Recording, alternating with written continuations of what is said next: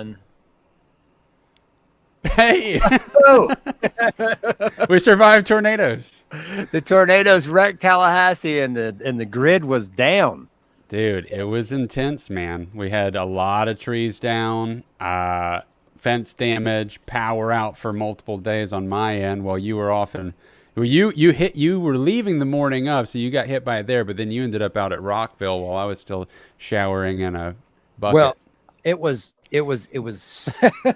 and I'm sorry for that. It was very stressful because actually that was a Friday morning. So the tornadoes came through early Friday morning, and I had planned out, worked in Tallahassee Thursday. Friday night, I had tickets to see Queens of the Stone Age in Miami. So Mm. so the show started at 7 p.m. in Miami, and I woke up at 7 a.m. in Tallahassee in tornadoes. And like I Dang. woke up, I had like 2 hours worth of work to do in Tallahassee that morning, and then I was going to leave town. I was going to be on the road by 9:30, and truck it and get to my house, get with Amber, and then we were going to ride because it's 3 hours from my house to Miami, and it's Yeah. four and a half from Tallahassee to my house. But Uh-huh. like It's a I got trek. up, I was getting ready, and I heard the thunderstorms in Wakulla, and I was like, man, I took a shower, and as soon as I got out of the shower, power went out. Tornado alley. And dude, it was wrecked. I can only imagine what happened to you guys out there because you guys are in the woods, like in the woods, and We are in the woods. much closer to where the actual tornadoes were. They were about 10 miles north of me, the actual touchdown. Okay. Okay. And they were like really close, within 5 miles from you, maybe three.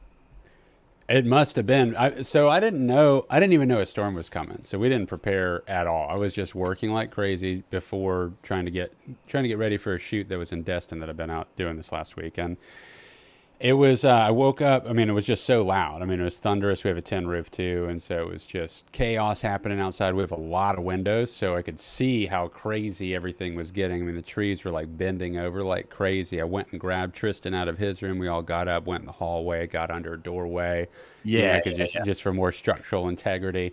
And while I'm getting Tristan out, I see through my big window that's at the top of the house because we have real tall ceilings in the main room. Hmm. And I mean, I thought I did witness a tree falling over as I'm bringing him, but it was just a gigantic branch, like a huge chunk of the tree had flown off, and that landed on our power line or our internet line. It's still there. I need to chainsaw it, but long story short, I haven't gotten to it that part yet. Fences were wrecked. Luckily, nothing actually fell on the buildings, but some of the neighbors, in particular, your old My buddy. work buddy Oh there, no. yeah, he lost all his big trees. I'm sure you've talked to him about this. Yes. I haven't had a full conversation with him because I talked to Okay. him the day before. I was actually with him that Thursday. Oh wow. I stopped by. I had to do a report for work, and they have an office trailer. So I stopped by his job, and I just used his table in the office in there, and Uh did some huh. computer work. But yeah, I've talked to him. I checked in on him, and he said, "Yeah, it's a mess. It's wrecked. It's Yeah, bad. His whole it's yard is a dirt and parking lot. and It's he like just mud pit. he just spent all that work. He did just did a new Yeah. driveway. Man, His driveway, I think, is okay. Actually, I hope it is. I'm pretty sure it's just all. He just lost all his big trees, and his whole front yard is plowed over. And on man. my end, like we didn't take any structural damage, but I was like, so I've been talking about this for a while. That heading towards the summer, I'm gonna like the load starts to lighten. I'm gonna be able to do more of these creative things more often, like make it more of a regular part of my Mhm. workload. Including as the major forefront, getting back on Cue the Muses, guys, which is what this is all about. Um, so that's happening in June still, but I totally lost a week. We didn't have internet. I was organizing for a shoot that had like, at the end of it, I think there was nearly 30 different people involved, three different families, two kids in each that were filming, and I'm the one, deciding what the schedule is and rearranging based on families being available, this and that. I've got no internet. I can't even receive text because a lot of my signal happens from Wi-Fi that I use out here. So I Yeah. was driving into town left and right, because we live on the outskirts of town, just trying to find a signal so I could message and send like answers and ideas, then driving back and then wondering if they, what they have to say about that, if that's Yeah. okay, driving back the next morning. Meanwhile, trying to finish up edits, for a project that I was trying to get done before I went, which didn't happen, and I'm working on now. So it was just like on top of not having power, no showers, fences down, dogs escaping. It was Yeah. a nightmare, dude. It was really tough. It That's, was really tough, but we stayed in good. Oh, and here's the saddest thing. Well, it was sad but beautiful at the same time. We were supposed to do Felix's, my little 2-year-old's birthday party on Saturday. oh Literally the no. storm happened on Friday. Yeah, so we canceled that. We're going to do something this weekend, 2 weeks later. And it was just like his actual birthday was lights out, no power, 2 birthday candles on a, little cupcake from Publix that we had brought back in.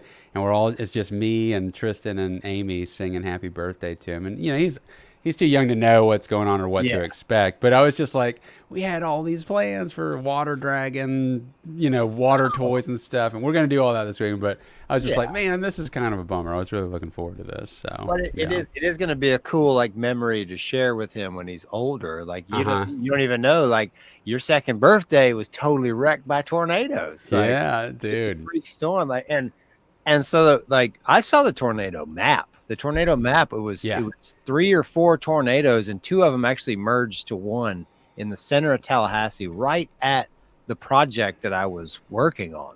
Oh, So shit. that morning, About that morning when I drove into town, so I woke up and it was at my mother's house, and she was like, "Hey, be careful. I heard a lot of trees down, a big storm." And I was like, "Yeah, Mom, sure, it's Florida. that. Yeah. Whatever. Okay, Yeah. I'll be careful on the drive. It's Yeah. no problem." And man, as soon as I left the house down there and I started driving north, I crossed the path of all 3 of the tornadoes in my route. Oh, And man. it was bad. I was like taking Yeah. pictures out there. You could see a clear line across. This is Wakulla Springs Highway, just north of the roundabout. That it was flat. You could see the tornado where it passed by. I read the biggest one. The width of the tornado was 1,800 meters. Meters. Oh, wow. It was that big. Oh, wow. Big. Like huge. That was the area of effect of this tornado. I was like, man. And then when I got to the project Tallahassee, I mean, big trees in front of the Department of Transportation, the DOT building, a big 3-foot diameter oak was just laid over in the front. Beautiful tree. The flagpole at Cascades Park was broken in half. The American flag. Yeah, it was bad. But then I had my meetings and I tried to get out of town. I was like, all right, I got done. I was like, I need to be in Miami by 6 was my That's goal. ridiculous. I was like, I gotta get out of Tallahassee, dude. And I went to go out the Parkway. Appalachian Parkway was the way I was kind of taken, and I couldn't get out. I got almost to Williams, and they had the road completely blocked off between trees down and wrecks. Yes. And I was like, I can't get out of town. I had to turn around and drive back into Tallahassee. Oh my gosh. I was like, it's like a disaster zone. I can't. And then I ended up taking a route that took me behind Tom Brown Park and then cut up to 90. And then once I got to 90, I was north of like the damaged area because basically the tornadoes followed the parkway straight across town, through town, and directly towards your house. And when I realized that's when I was like text you. I was like, shit, I hope Ash and Tony are okay. Dude, I didn't get that was one of like 20 messages that nothing was getting through. I mean, I couldn't reach out. I was missing text messages all week. I mean, and it was like, I just couldn't even respond. People were trying to send things. It just wasn't getting to me at all. It's like, this is really frustrating. I mean, I'm saying it like I was mad, but I actually wasn't mad. I was just stressed out. I was like, there's so much pressure leading up to a shoot like this. It's a big project, and I actually flew in somebody from New York to help with lighting on it. So I had an actual gaffer come with me. He used to live here. It was actually our second time working together, and he did awesome, man. It was great. I wish he lived here still, but actually, it's really interesting. He lives out during COVID. Uh-huh. He is one of the few people that actually knows how to do film projection. Like, not everyone knows how to do film projection nowadays. And during COVID, Oppenheimer came out, and he got contacted by Universal to, I think it was Universal. Is You that mean who? you mean Oppenheimer went The into movie. production? No. For when they were projecting it onto the screen, they put out a bunch of 70 millimeter actual film reels that are like 250 or 400 pounds or something like that. 6 feet tall, giant single reel spools that would spin and play, so you could see the film version in Really? select theaters. Yeah, because Nolan, dude, it's like Yeah. we filmed it in film. We're gonna play it in film. So he was one. They found him, and they flew him out to New York, and he went out there and went to multiple cities over the next 2 months and played the showing of Oppenheimer 212 times or something like that. It's a 3-hour movie. Yeah. And Awesome. yeah, it was really cool. So he did that, and then they offered him a full-time gig out there running a theater. Okay, so he's out. He's full-time. They've drilled it down. This is the way the system works now. It's kind of a shame. He's basically doing the work of several people. It would normally be multiple people for all the 14 theaters, right? They got it down to one person now. He's doing film and digital, and he sets up the schedule via computer software. So when he's like, I should be really careful about talking about it. I can't say who it is. Because he like he's supposed to. I don't know that he's supposed to. I guess I better not get any more specific because I don't want it like he's union stuff. So I don't. Did I say his name already? Do I have to cut that out? Okay. All right. We're just going to leave off some of the details of this. But what was really interesting is he was basically running that from here. And I'll tell you something super interesting when it's just you and me that I think you'll think is really cool that happened while we were doing it. Somebody spoke at the theater, and it's like, you'll know who it is. And he's like running it. And we had to dash back and find Wi-Fi in time at the end of the shoot day in Destin, so he could, because they ran into a technical issue and he had to change something and then cue it to start at the right times. Oh wow. Yeah, it was a hell of an experience. But yeah, anyway, and then the storm, dude. I'm filming family vacationing stuff for the content for the company that I'm making the videos for. Baby Quip, it's the name of that company. Yeah. And they rent out baby gear, and so we want to show families vacationing that have rented baby gear. And we're talking about, dodging weather. In a major way. It was like driving through a monsoon to get there. And one day I'm like, this does not look like vacation weather at all. It's like, I can't even see across the street. It's pouring so hard because the storms kept coming. Wow. It was a wild 2 weeks. And it was in Destin too. It was that bad in Destin. Yeah, they were just shooting Destin, Panama City. Yeah, they were shooting like from the west, coming from the west, shooting east, just hammering the Panhandle. Yeah. And I was not anywhere near them. That's wild, man. I know. When I finally got the internet and I saw your pictures at Queen of the Stone Age, I was like, damn, that's great. I was like, that is such an opposite experience from what I've been going through. I'm going to save your text. It was like wonderful while I'm up here showering out of a bucket. Yeah. I'm glad you're in Miami at the nice hotel watching Queens of the Stone Age. Yeah. But they were so great. They were so Were great. they? I'm sure that's cool, man. Troy Van Leeuwen's like one of my guitar heroes, and that was my first time ever seeing Troy, because I've been following him since A Perfect Circle, but he was actually in a band that Brett turned me on to, that band Failure, like years and years ago, way prior, and he just has so much cool stuff, and he's so awesome. Like he played a double neck SG, like 12 string, 6 string on one of the songs. It's so cool. And, it was so rad. But then Saturday, the next day, was while you were still showering in the bucket, was Welcome to Rockville. And Welcome to Rockville. That's while I was singing Happy Birthday to my child without lights. Yeah. I was camped out with my child and my wife, Amber. Yeah.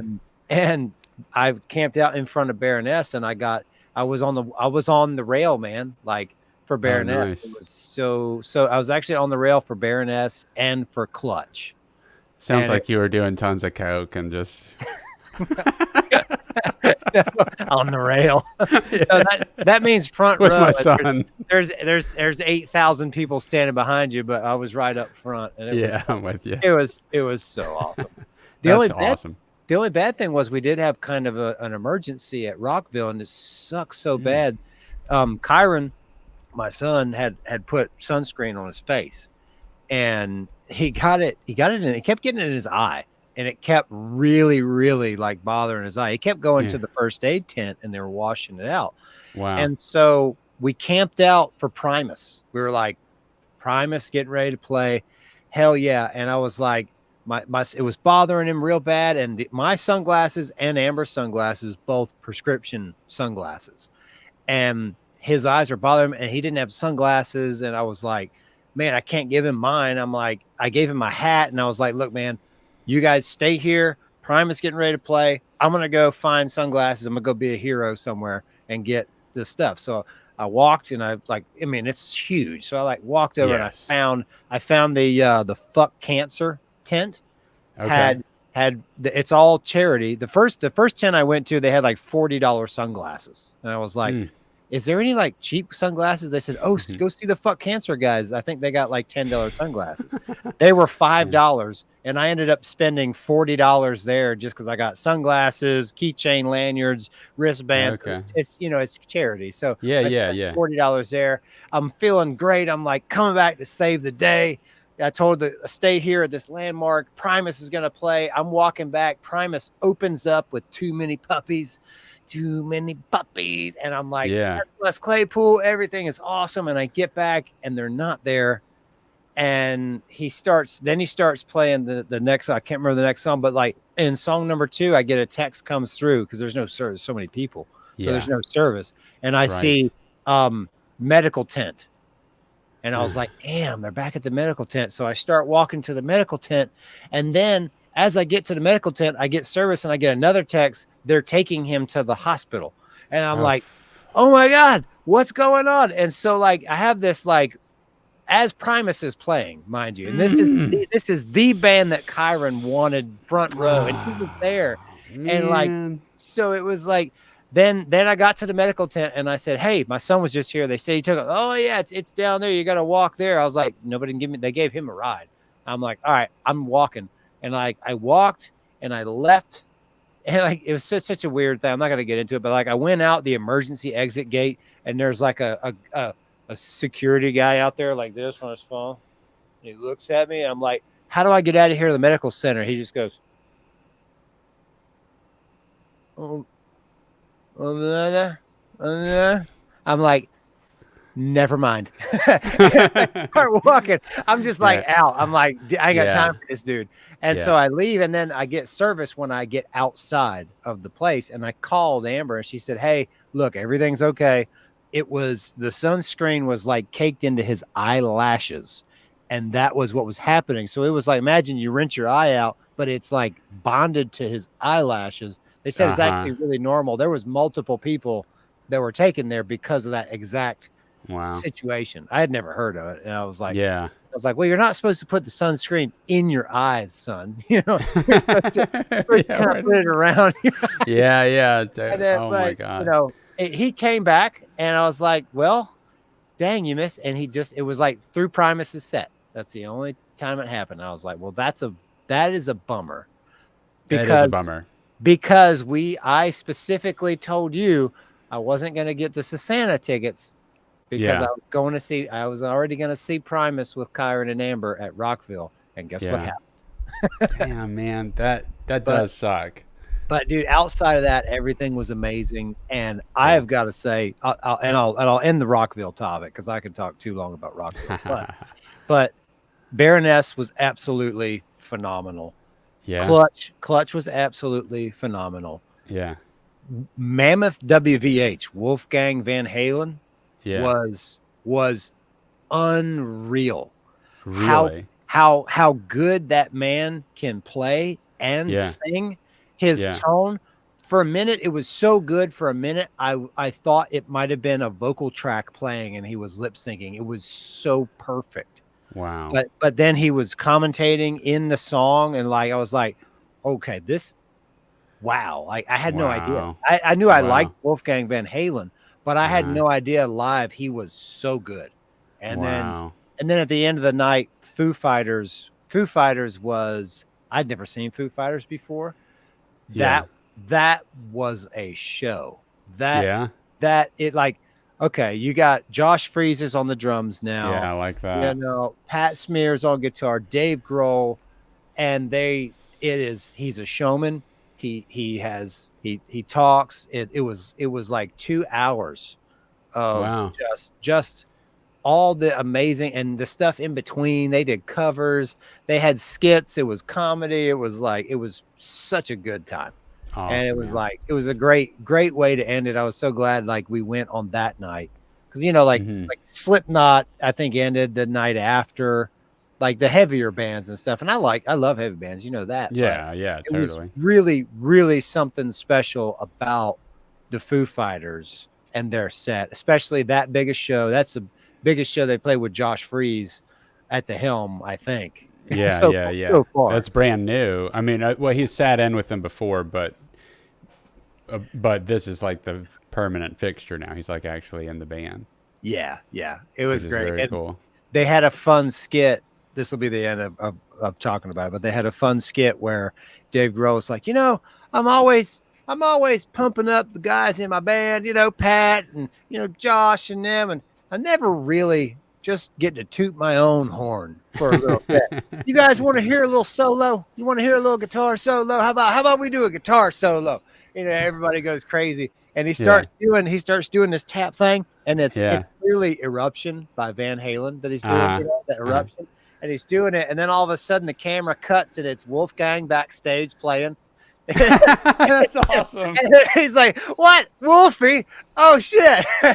And he's like, "Oh, That's fun. sorry, Dave." Yeah, it was such a cool like That's little so fun. side skit. Yeah. That's great. I love that. And then Dave Grohl was like, "Yeah, it's been a great day. I got to take a selfie with Les fucking Claypool. How about that?" It has got to be a head trip if you're a part of that show to be a part of that show and see all these people that there's no way you can be in that environment and not be surrounded by people that have they're more than just peers. They're like inspiration for you that, even Yeah. even if they haven't been around as long, right? Because I mean, look, we'll find bands that are way younger than us, and I'll be blown away at some of the shit that they're doing. Yeah. A lot of the greatest albums of all time were written, by 20-year-olds, 20, 25, 30, all in that area, and you kind of it's interesting being 40 now and finding bands that are like in their early 20s and like, damn, they're good. Like, how did they get, like, they are blowing me away. And it's like, that's the age that a lot of the biggest albums of all time were written Yeah. for the bands when they're in that pocket. There's something about, you know, all the doors are open. You're definitely not hardwired yet to think that anything needs to be a certain way, right? You're trying to cut a new path. Mhm. And it's like I still try to, obviously you can do that as you get older. I would also say that, Tool's been my favorite band since the 90s. And I still feel like their last few albums have just been like they're all up there for me. And I like them better than their first stuff, So it's like, and they're approaching 60. So it can still work the other way, but I do think it's more common that younger bands bring newer ideas to the table than older bands. In Yeah. general, in general. And it yeah, in general for sure. It's like, and a lot of bands, unfortunately, especially when they were signed to labels that were putting certain stipulations or whatever, they have to do X amount of albums in X amount Yeah. of time, and then they Yeah. have to have songs that fall within certain parameters. It just, a lot of bands that I really liked would like come out hot, come out real hot, and then they'd Mm. kind of mellow out sometimes. They, Hmm. they would just kind of mellow or plateau, or like the albums would come out and it's just not as good, or maybe just like there's not as much energy in it.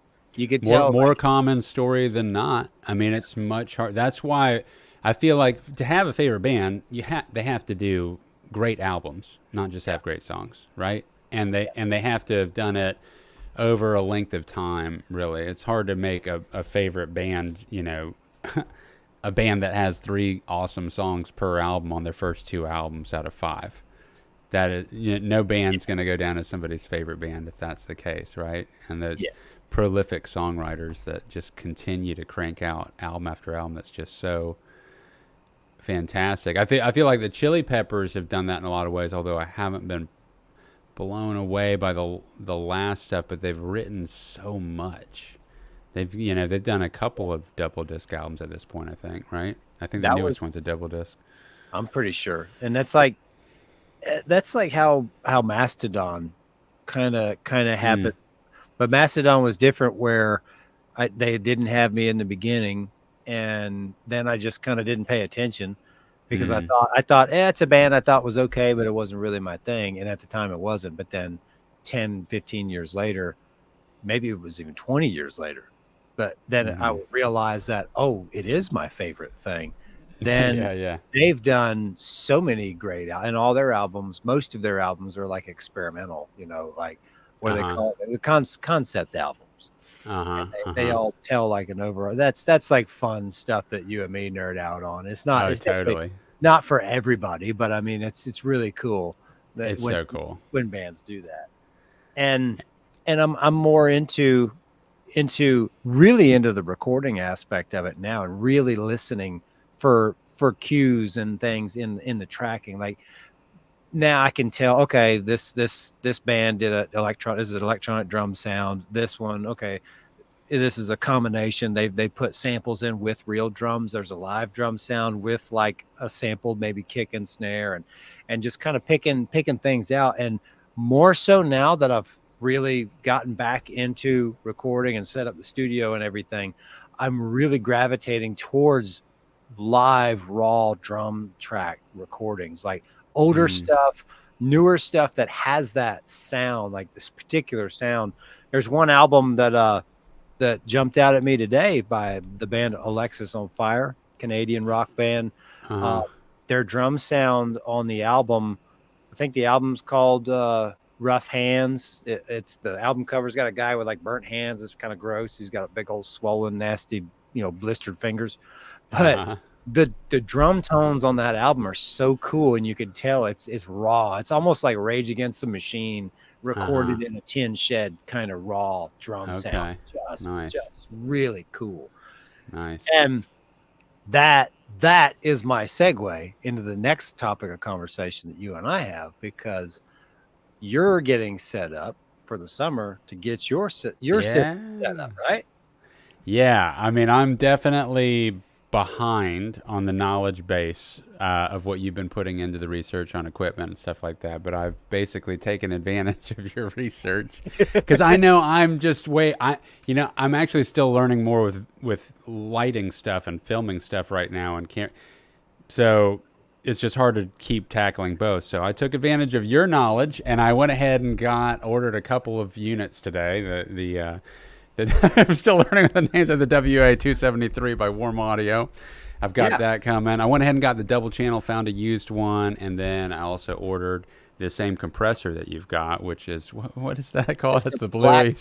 It's a Black Lion Audio. Lion Audio, right? CLA 76. So it's 76. It's the Blueface 1176, but the one that I have and the one that you just ordered is particularly the Chris Lord Algae or Algae. Yeah. It's Algae, I believe. Yeah. Chris Lord Algae, like kind of, it's his version of the Blueface.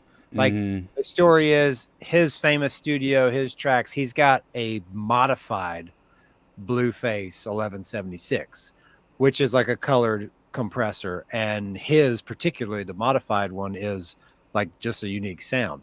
So Black Lion Audio like teamed up with him, and they made a production model, and that's what that is. It's a production model Blueface, and they call it the Bluey. But you're gonna love it. I mean, it does what it does, and it has the sound that it has, and like I love it. It's like it's a colored compressor, so it adds an element to the function. Where there's another version of the 1176, which is the black one, and that's the one that's like it's more transparent. It compresses and it does the job, but it doesn't really. it's like it's more clean audio source. Yeah, yeah. And This has a little color to it that's unique. That's the yeah, algae stamp on it. yeah, Of which it's funny because I had one of my favorite when I was recording before a couple of years ago when I was getting into it seriously. I had some presets that were crystalloid algae that you'd, put on your guitar, put on your bass, put on, they were yeah, software presets. And they were my favorite. I had tried a bunch of presets, and his batch was like, "Oh, this gets me there so fast. yeah, I'm so close already." Like this guy, I don't know, I didn't know anything about the dude. I just knew that these presets was like, boom. And I know how much time, it takes a lot of time to sit there. I mean, I do it with cameras left and right and lights, and I actually just ordered a few new lights too, because I couldn't help myself. And it's exciting to have some of this new kit coming. It'll be fun. It's going to add some fun options. But it takes time, man. It takes a lot of time to put into researching this stuff, and comparing yeah. back and forth. And I know that I like your ear for tone, and and you corresponded with Brett too on stuff, and so I'm just I am not even researching. I just went for it because I'm tired of. I don't want to procrastinate. I don't want to have to go through a month of researching to find my thing, and then blah, blah, whatever. What you picked out, I know is kick ass, and I found a couple of great deals on them. A B model and a used model of the other, and so I saved hundreds of dollars today snagging the 2 units that I did. Yeah, and they do the thing. I mean, that was my conversation with Brett. I said, I want a good vocal preamp. Where should I start? Because I didn't know anything about it. Yeah, and, yeah. he said, Neve 1073 with an EQ. He Mm-hmm. sent me a link to a clone, which was a much more expensive clone because originally I was looking for a 4-channel because I had 4 line out. I had 4 spare line out, so I was looking to fill 4 channels, and I was like, oh, that looks really cool. That's really expensive. But then that was my rabbit hole. That was the door. Yeah. Okay. And then I went down we talked about this before, all these different rabbit holes, and all this fried my brain just researching preamps. And I was like, you know what? This is the one, 2 channels, because then what I'm also doing with the other 2 channels, I don't know if I told you this or not, but I took the other 2 line outputs that I had spare and I ran them back in to the line inputs on the 273, which is, so like my 273 input channels are analog 5 and 6, and analog 7 and 8 are actually outputs that run through those 2 channels. So what I can do is I can set up a stereo track on my DAW, and I can use that as a analog plugin, and I can run a mix out of my DAW into the 2 channels of the WA273 just to color it, just to add some preamp color to the mix. And I'm doing that right now. That's like outboard processing is what that is. And it's a little alien to me. It's like when you run a plugin, like, okay, you want to take a 2-channel master track from a mix. Okay, you want to put a mix bus compressor on it. And I do that in my DAW, but there's also, you could do analog. The old school way is analog.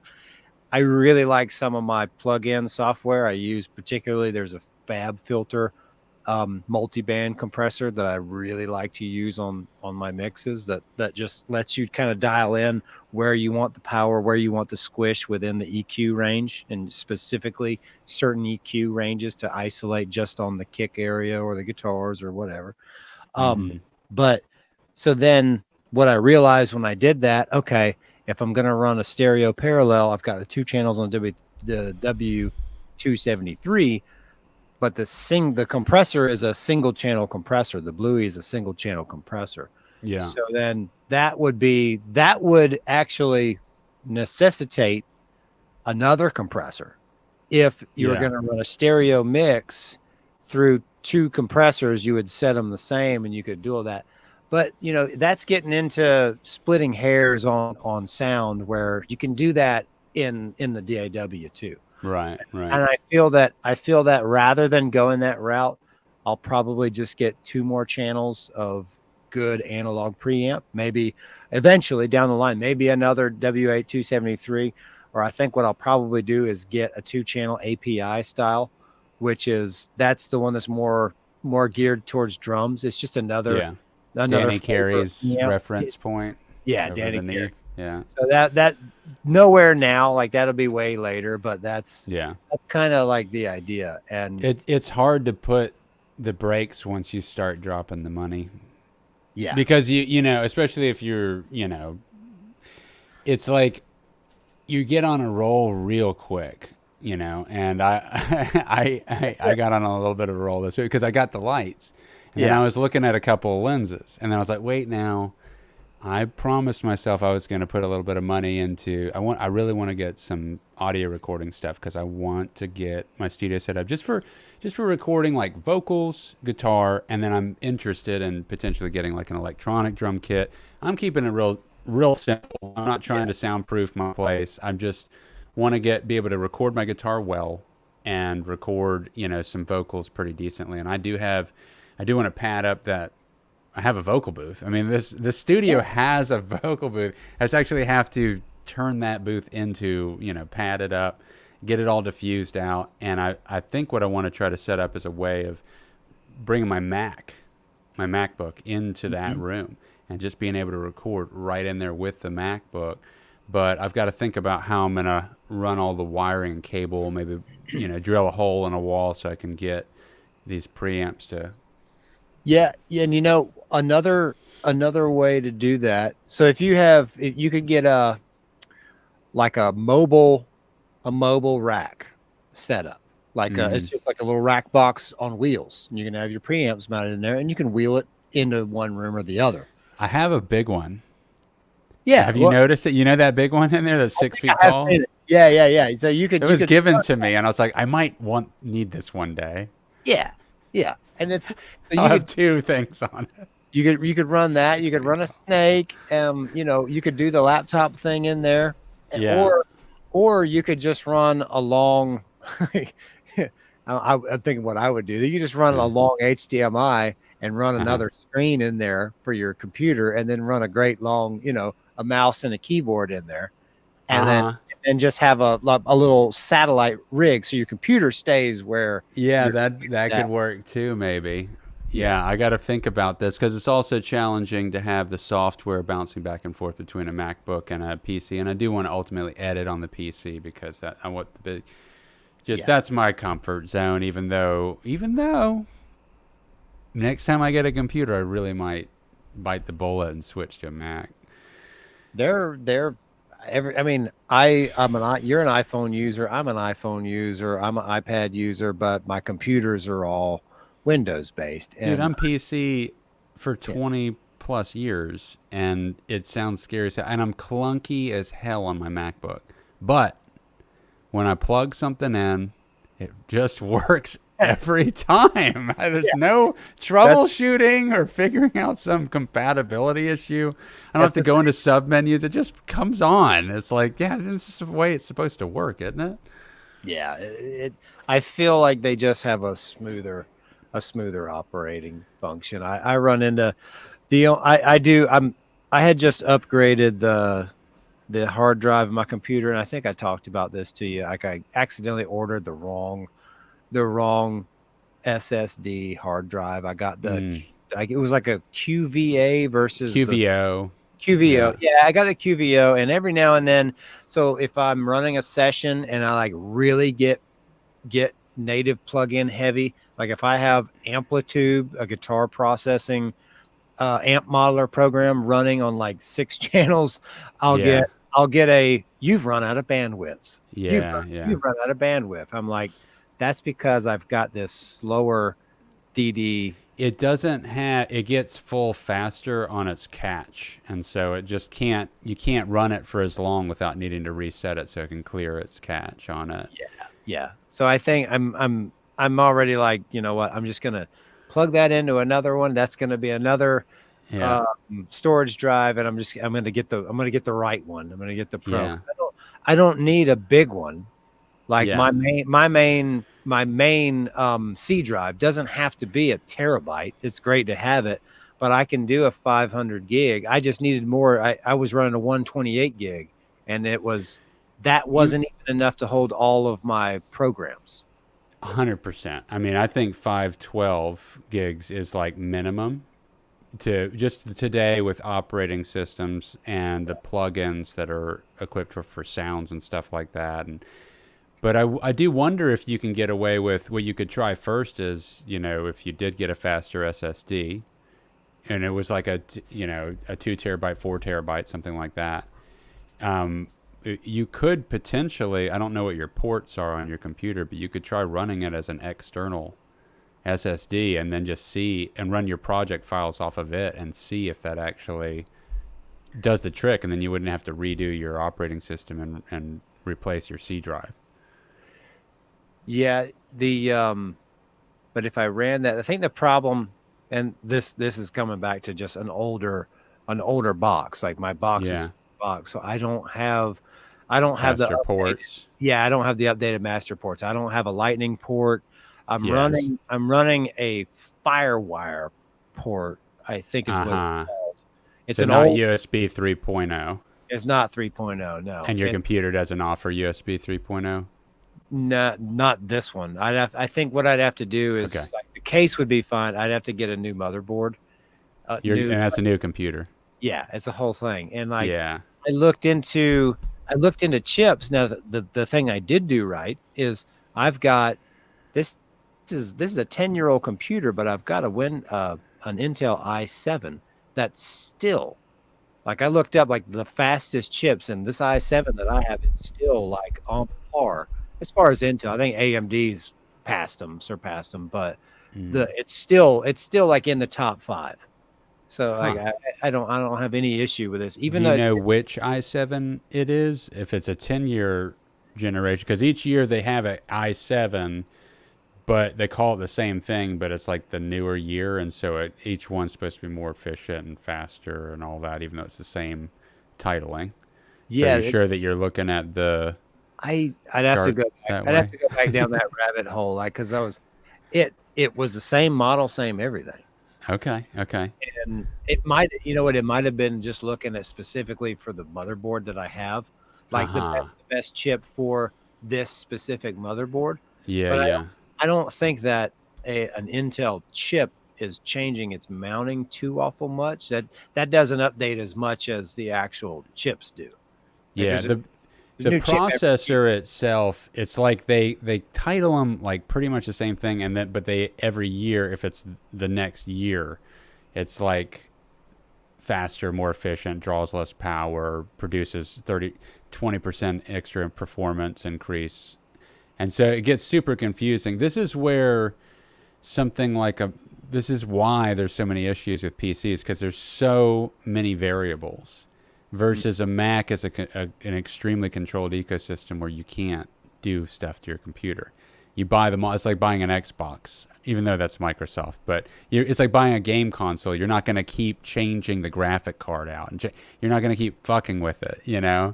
And so because of all those variables, the different motherboards, and I got this kind of RAM, it's getting all that stuff to talk to each other, and that's where all the like hiccups start to happen. And that's a major part of why the Mac just is reliable. It's because they build it. You're not building it. Yeah, we're using these we know exactly what's going to go wrong with these components, etc. But nonetheless, no, ride it till it dies. And I mean, audio is ultimately, there's a lot of ways around. One of the biggest things that I do with video, and you can totally do this with audio too, is like, once you get something that's super effects heavy, render out that track and then replace it. I mean, and you can still keep your track that has all the effects on it, but then bypass it so it's not actively on, right? And you just keep pre-composing all that stuff. Then you're only running the effects on like the ones that you're still tinkering with in a major way. And also the specific plugin I'm talking about when I run a lot, I don't do it often, and that's something I did want to talk about because we're on the discussion of recording. So when I tracked and I released the first cover in the series that we're doing, I did one by myself. I did a cover of Finger 11's First Time. So that one, I did it pretty quick, and I actually did all the guitars with that Amplitude plugin, which is It's not what I really like because I'm a traditionalist. I want to Yeah. put microphones on a cabinet, and Yeah. that's what I raised. But I actually found like it sounds really good, and Yeah, I it did did. what I ended up doing was I blended a model of a diesel amplifier Hmm. and an orange rocker verb with with some, and it has like pedals too, so with like some cool overdrive pedals and stuff. And I did that on that release, and I also did it with the bass guitar, and I did a Gallion Kruger model, which that's like Justin Chancellor's rig. So Mm. basically I knew what Justin Chancellor's rig is, and I kind of Yeah. like modeled his rig, like built one like that. Uh-huh. But more importantly, I used the instrument input on the WA-273 and went Uh-huh. direct in with the guitar and the bass on the instrument through the mic pre. Uh-huh. So I ran into the 273 into amplitude for my DI signal. Uh-huh. Without, I didn't use a DI box. I just went straight because the 273 doubles as a DI. When you press, there's a little button on the front. You'll see it when you get yours, and Mm. it switches it to an instrument function. It changes the line input, and it sounds so good. It's And still boosted, even though it's a yeah, direct in, you're still getting a you better. you can still utilize the pre gain on the red knob. It's a burgundy knob, and you can boost the pre gain. You can bring it back. You can get it real subtle, and it's just really fun. And I had a good time doing it, and it sounds really cool. It sounded good. Yeah, it's It super. sounded good, man.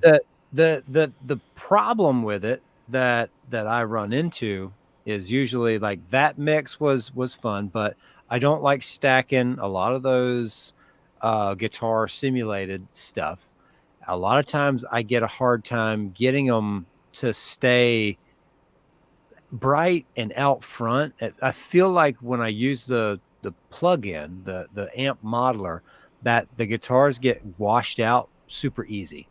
when you start stacking vocals and bass and drums and all sorts. I have a hard time keeping the guitars out front, where when I set my mics up, and I love playing with different mic setups on my cab, I just feel like I can get so much more oomph for it. Uh-huh.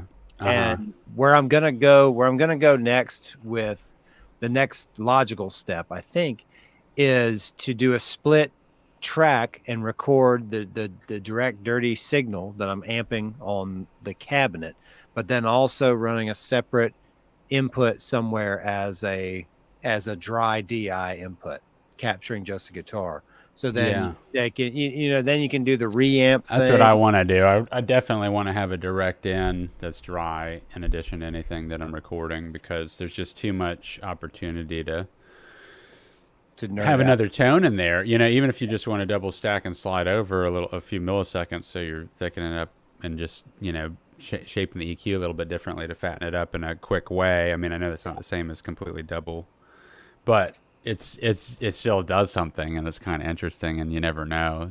I remember going to Applehead Recording, the guys that recorded our last album in Kill Clouseau Mhm. at Applehead Recording in Woodstock, New York, and they did the Coheed and Cambria guys, and they were queuing up some band. I can't remember what band. I hadn't heard them before, and they were playing us the guitars on it, and we were like, "Damn, that sounds good." And it's like, "Yeah, they're fake," and we were like, "What?" And it was like, because this was like a decade ago, over a decade ago. And so it was still They're kind of new to even think about that making its way into a professional recording. And they're like, yeah, our minds are blown. This new plugin's insane. And, it's they're like, fake. But they're fake, but they sounded so damn good. And they were like, we agree, it sounds that good. I'm just thinking, man, is this the end of studios? And, but there's a place for everything. And the same thing happens in this world with cameras and lighting and stuff like that. The big thing now is, in all my lighting, when I first started, it was all tungsten lighting, which is really hot bulbs that yeah, are that yellow color, right? That's the tungsten color. It's a low 2700 Kelvin color temperature, that warm yellow. And then you adjust the camera to make it look whatever color temperature you need it to be. You can make it feel like daylight by just switching around your white balance in your camera. But my point is that these things pop breakers left and right. They're hot. They're, you'll burn your hand when you're going to move them. The bulbs break. And yet, ultimately, and everything, and now I'm like all LED.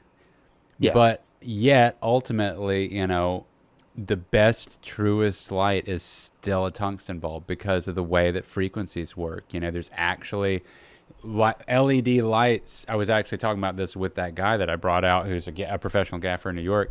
And he's, just talking about how there's missing in LED, there are missing spectrums that it just can't produce. So you actually have these refresh impulses that happen in the color spectrum. And it's just a completely different way of producing light than a tungsten bulb. A tungsten bulb is a constant solid wave. So it's never refreshing. It's the truest for skin tones and all that. You don't have to push and worry about magentas and green tones and shifts in tint and stuff. And it's just like that. That's it. So there's still a place for it. But the reality, all the pros of the LED, it's not hot.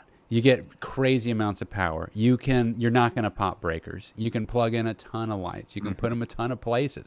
You're not going to burn down anything. It's not heating up the environment. You're not replacing bulbs. You can change color temperatures with the dial, It's just, there's so many pros that, so many people use LED. Anyway, I ordered some more LED lights because I'm not going tungsten. I'm never going back to that shit. It's fucking terrible. Hell no. Not popping breakers, burning. Not popping. Dude, it's so hard. I gotta keep a sweat rag under the tungsten light. Dude, I did order some cool lights though. I'm gonna geek out on for a second. So I got this. Yeah. These are recommendations that he had for a couple of scenarios that we were in, and I wanted lighting, but I didn't. We were using my lights. I got great lights, but they're a certain type of light. And he was mentioning that there's these new lights by company called Nan Light. They make this Pavo Slim series. So I got this one panel. It's a 1x2 panel, right? So it's a flat LED light, but then built onto it, you can strap it on. It's like an additional $80, and I got the unit for it. It's a magnetic soft box, so it just pops out. So it like goes completely flat. The whole thing is just like, this big, and it's this, thick, right? And you can put this, like we were filming in a hotel, and I didn't have room to put a light stand in the doorway that was across from where, there's like a little wall to hide a light behind that's this deep, and you can't put a light stand and a light to do that. But with the Pavo Slim, you could. So it's just a light, pops out. You got the soft diffusion with the soft box that's on it. You can put a grid on it, and it's instant. It's just there. You turn it on. You can change the color temperature left and right, and it's RGB, so you can make any color you want. Like the whole color spectrum. You can even take a photo of something that's in the environment, use that as a sample inside the app, and then get that color. So if you like the red on somebody's dress and you want that to be red or whatever, or they're wearing a pink flower as an accent on their dress or whatever, you can get just the pink on the flower, you hit the pink on the app, and then it's got the pink for you, and that's your background hue that you're trying to work with. Isn't that cool? Yeah. And then I also ordered, because these things were on sale. There's a lot of sales going on for Memorial Day, right? So that's why I'm kind of like, I just completed a gig and putting money back into the business. I got these these Nan Light tube lights. I've always wanted some tube lights. I wish these were 4 foot. They're actually just 2 foot, but it's just a straight up tube. It's just like a fluorescent bulb, right? Except it's LED. It can go to every color of the rainbow, right? Same thing, same app. Same company as the other one, and you can put them anywhere. They're even battery operated, so you don't even have to run power to them. You just you're in a doorway, you can just put it right above the doorway. And in fact, there's even clips that I bought, so you have magnets on them, so you can clip them on. If there's metal, just plop. You got a little little light kicker right there. Yeah, they produce a lot of light, and they're soft. Yeah, dude, it's so cool. I'm so excited. Like I can just go into these situations, and then I've got my eye on 2 other lights. I don't know if I'm going to get them right now because, I got the other ones, and I just bought the audio stuff. So probably going to hold there till I get the next paycheck. But I do want to get there's 2 more lights, like a 500. That's how you can compete with the sun. There's a 500 LED light, and then also I am interested in getting just a couple of the 4 foot tube lights, but it's probably better that I play with these 2 footers first. of which it comes in a case and it's got 4. I've got 4 2-footers. And also, like, dude, they're so small. Driving scene. Put it right in the fucking, like the speedometer. Boom, you got a little kick light right there while the person's driving. You can hide another one at the side door. You know, you just stick them anywhere with batteries, and they run a good amount of time, or you can plug them in any color you want. Any color you want. It's going to be so great. And it's like true good color, not these cheap LEDs like I got up all around my office. These are just room lights, you know, that I buy off Amazon. This ain't quality light like you use in an actual shoot. So. Yeah. I mean, that's what I'm running. I've got a really hard. It's just a bare strip here. I'll lean right now. It's just a bare strip. Right, totally. but it does the job, and it puts light in here, right? I mean, totally. Yeah. So once you get everything set up, then I'm gonna need a cheat sheet from you. So because we're gonna start doing some collaboration videos more than just what we're doing here on the podcast. We're gonna start doing some pro recording stuff. It's gonna be really fun, man. Yeah, I've got a lot of ideas. I want to, have a guitar YouTube channel. Where it's just musical exploration stuff, collabs and stuff like that. We can even make videos that we put on both of our channels to cross-pollinate, and then hopefully tie everything back to Cue the Muses is the idea. So it's just all kinds of fun stuff. Then I'll still have my video channel, and the goal is to base it for me in my headspace. I just kind of want to have all that set up over the course of the summer. It'll be going, but it gets better and tighter, and then. Hopefully as we go into fall and winter and stuff, it's like just kind of more regular content. I'd say it's a little tricky because there's going to be 2 months that are going to be absolutely batshit crazy busy for me.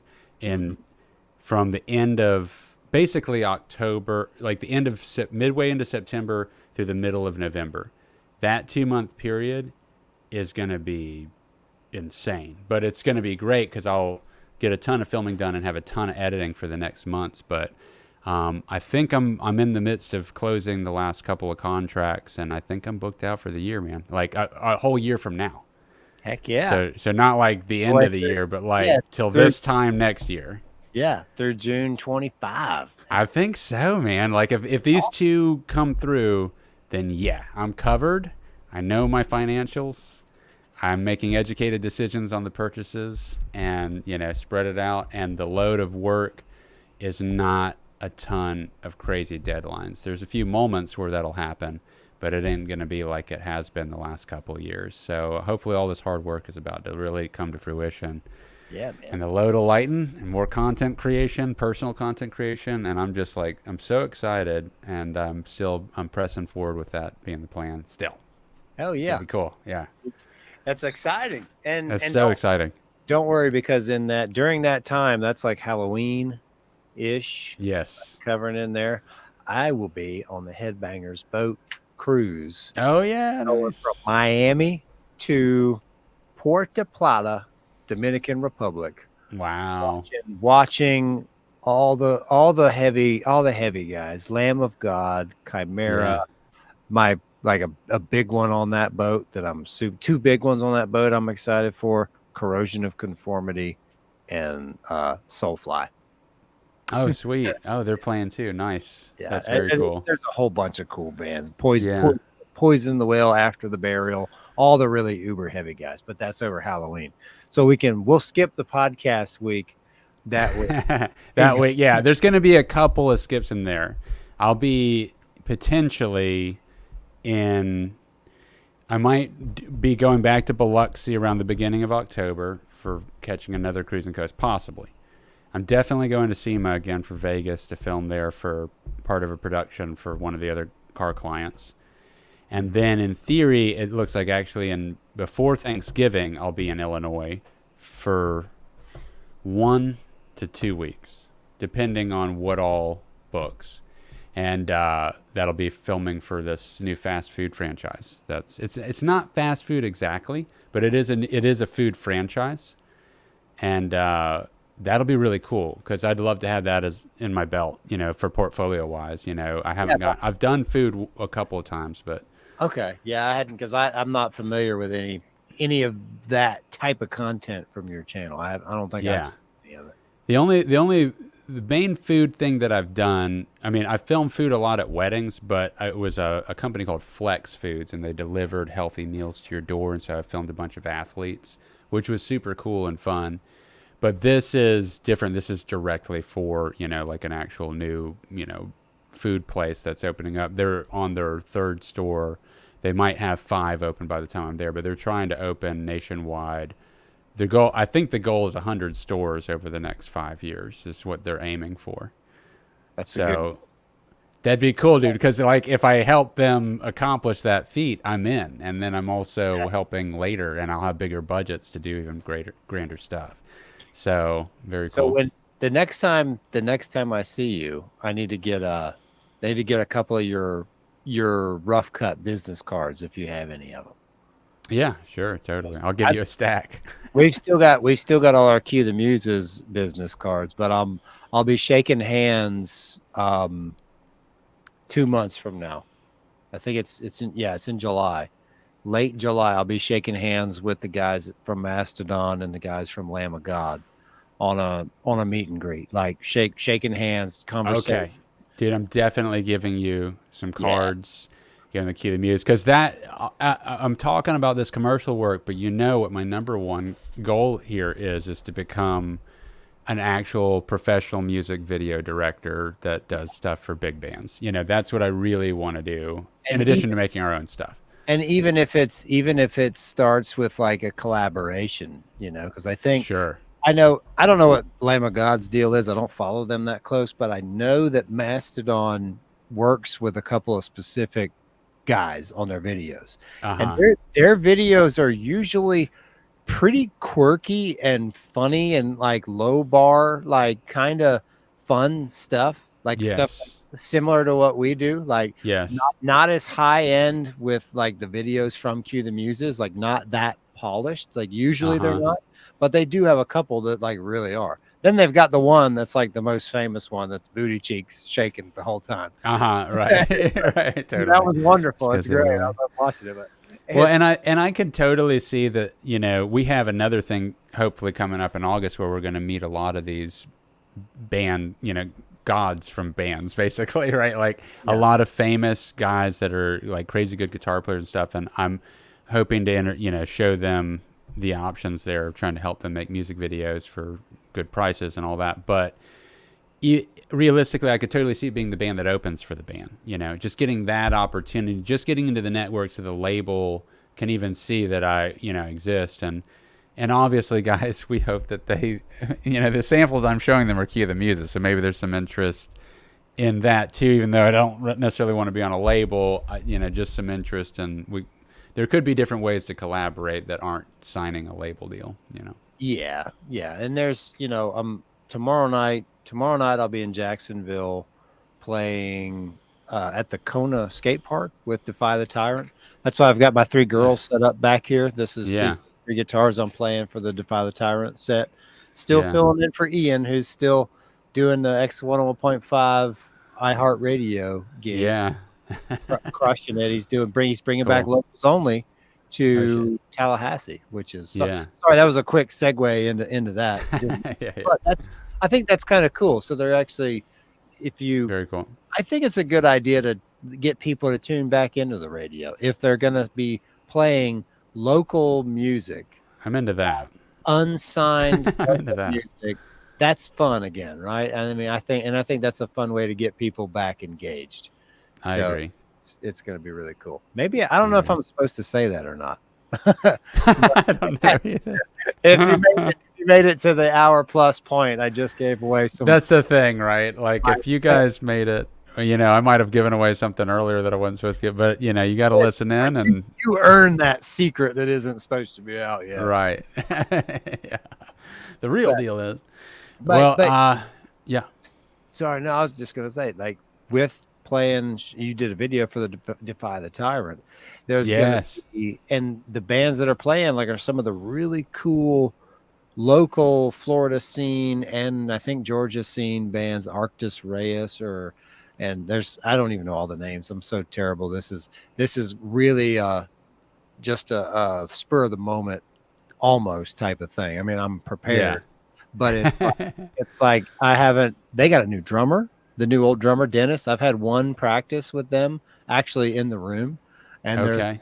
a couple of songs tomorrow night that I haven't ever played with them, Wow. and we'll be doing it at the show. But that's fun. Yeah.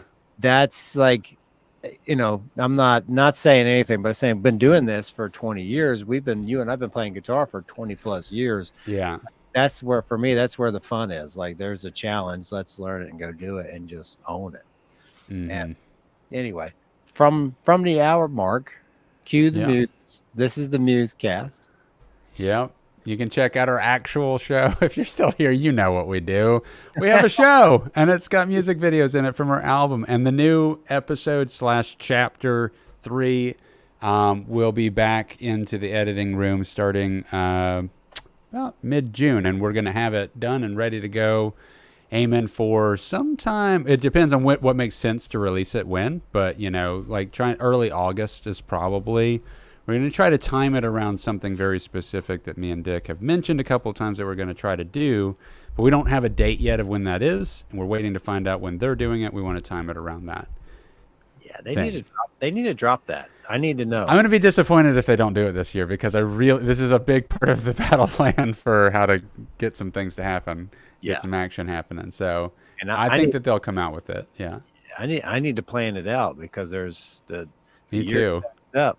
I've specifically not booked any like filming production stuff in August to be available for whatever they say the date is. Yeah. And that's hard to sustain, but I'm going to do that until I know what the damn date is, and then I can build around it. But it's going to be disappointing if I reserve all that and they're not doing it this year. May's already over. I mean, I'm considering May is done. It is about June. Yeah. No, it's getting close, so hopefully we'll find out something soon. All right, dude. Good luck tomorrow at your show. Yeah, it's going to be a good time. I'll have Kyra with me. We'll be up in Wakulla the day after for Fighting Giants rehearsal. Oh, wow. Okay. Next week we'll talk about that little. Yeah, totally. Photo bomb there.